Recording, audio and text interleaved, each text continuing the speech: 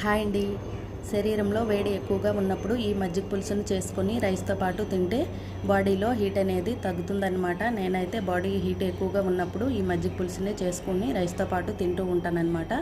దీనికోసమని ఒక గిన్నెలో 2 కప్పుల పెరుగును వేసుకొని విస్కర్ హెల్ప్తో బాగా మిక్స్ చేసుకోవాలి. తర్వాత అదే కప్పుతో 2 కప్పులు వాటర్ను కూడా వేసి టేస్ట్కి సరిపడా సాల్ట్ను వేసి ఇలా మిక్స్ చేసి పక్కన పెట్టుకోవాలి. తర్వాత స్టవ్ పై ప్యాన్ పెట్టుకొని జీలకర్ర, ఆవాలు, శనగపప్పు, అలాగే కట్ చేసిన ఉల్లిపాయలు, పచ్చిమిర్చి, కట్ చేసిన అల్లం ముక్కలు వేసి కొంచెం పసుపు వేసి అలాగే ఇంగువను కూడా యాడ్ చేయండి. టేస్ట్ అనేది చాలా బాగుంటుంది. వేసి ఇలా లైట్గా ఫ్రై చేసుకోవాలి, ఎక్కువగా ఫ్రై చేయకూడదు. కొంతమంది ఉల్లిపాయలను పచ్చివి కూడా మజ్జిగలో కలిపి ఉంచుకుంటారనమాట. నేనైతే ఇలా వేసుకుంటున్నాను. తర్వాత మనం ముందుగా మిక్స్ చేసిన మజ్జిగ ఉంది కదా, దాన్ని వేసుకొని ఇలా కలుపుకోవడమే అన్నమాట. అంతే, మజ్జిగ పులుసు రెడీ అయిపోయింది. ఈ వీడియో కనుక మీకు నచ్చినట్లయితే లైక్ చేయండి. బాయ్.